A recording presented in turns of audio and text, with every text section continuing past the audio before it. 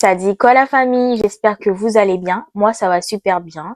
Alors, bienvenue sur ma chaîne YouTube. Moi, c'est Elodie pour les nouveaux et on est là aujourd'hui pour une story time d'horreur.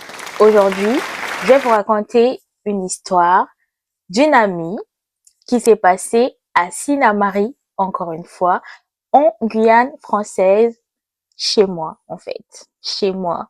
Donc, je vous ramène chez moi. Encore. Ça fait beaucoup là, non? Prenez de quoi boire, de quoi manger et mettez-vous dans le mood en fait. Qu'est-ce que vous attendez? Et surtout, abonnez-vous, likez, partagez, activez la cloche de notification et surtout n'hésitez pas à m'envoyer vos story time d'horreur en fait.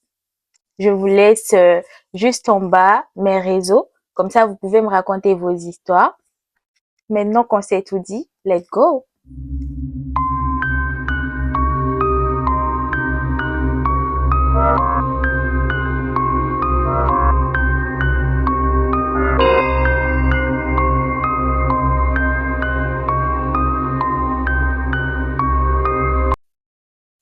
À l'âge de 10 ans, comme chaque été, je passais mes vacances chez mes grands-parents à Sinnamary.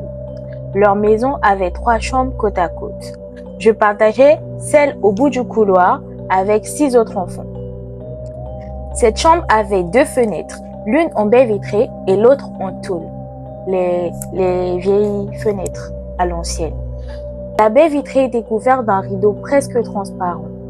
À 20 h, nous devions tous être couchés, que nous le voulions ou non. À croire que c'était un service militaire, lol. Cette nuit-là, après m'être retournée plusieurs fois dans mon lit, je finis par m'endormir. Il devait être minuit ou 1 h du matin quand j'ai ressenti une présence. Quelque chose me fixait par la fenêtre vitrée. J'ai décidé de tourner la tête vers la fenêtre et ce que j'ai vu m'a glacé le sang. Il y avait là une bête avec des cornes pointues, des dents ensanglantés et acérés et des yeux remplis de larmes de sang. Sa peau était presque inexistante, laissant apparaître encore rouge vif. Des grognements effrayants accompagnaient cette vision d'horreur.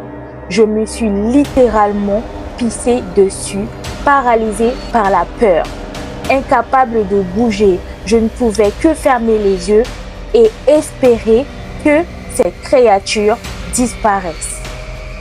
La créature passait et repassait devant la fenêtre en frappant dessus et en essayant de rentrer, grognant de plus en plus fort. Terreur m'envahissait chaque fois que j'entendais ces bruits effrayants. Comme on dit chez nous en Guyane, à 5 h du matin, quand jour levé, il est tout rentré. Ce qui veut dire à l'aube, toute créature de la nuit doit rentrer chez elle. Mon grand-père avait pour habitude de se réveiller à 5 h 30 du matin. Dès que je l'ai vu passer devant notre chambre, j'ai sauté dans ses bras en criant. Avant que je ne puisse commencer ma phrase, il a mis sa main devant ma bouche pour m'empêcher de raconter ce que j'avais vu. Il m'a chuchoté qu'un voisin cherchait l'âme des enfants pour obtenir la richesse et le succès. Et effectivement, à côté de chez nous, notre voisin roulait sur l'or. Aucun de mes frères ni mes sœurs ou cousins n'ont su ce qui s'était passé cette nuit-là. Ce secret est resté entre mon grand-père et moi. Et depuis ce jour-là, je n'ai plus jamais dormi dans cette chambre. J'ai déjà été à Sinnamary, mais là, je vous dis, j'ai même plus envie d'y aller, tellement ça me fait peur. Waouh! Cette créature, j'en ai jamais entendu parler, mais en tout cas, elle fait super peur. Vraiment, est-ce que vous savez de quelle créature il s'agit? On aurait dit un démon, je sais pas, mais ça me fait penser à un démon. En tout cas,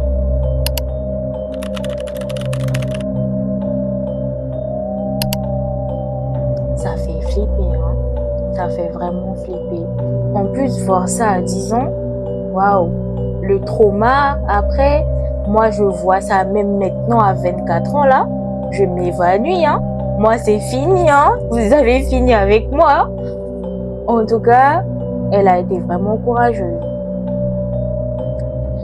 J'espère que l'histoire vous a plu. En tout cas, n'oubliez pas de vous abonner et n'hésitez pas à m'envoyer vos histoires sur mes réseaux, juste ici. Et je vous dis à la prochaine pour une nouvelle story time d'horreur. Bisous!